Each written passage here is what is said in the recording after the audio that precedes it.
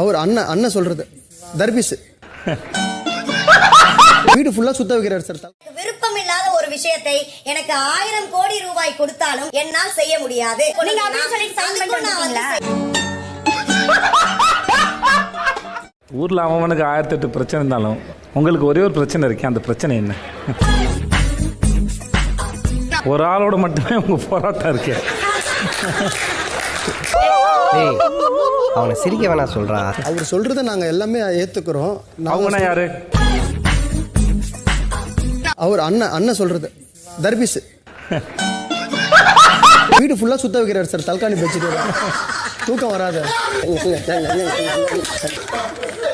Sir. மேல என்ன தேடுறாங்க?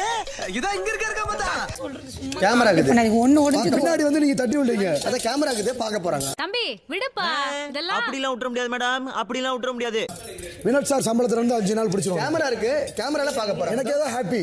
கண்ட நாயெல்லாம் புத்தி சொல்லண்டா ஒழுங்காடுறான். சும்மா எப்ப பார்த்தாலும் கத்தினே இல்ல. அப்படி சபரி எப்பவுமே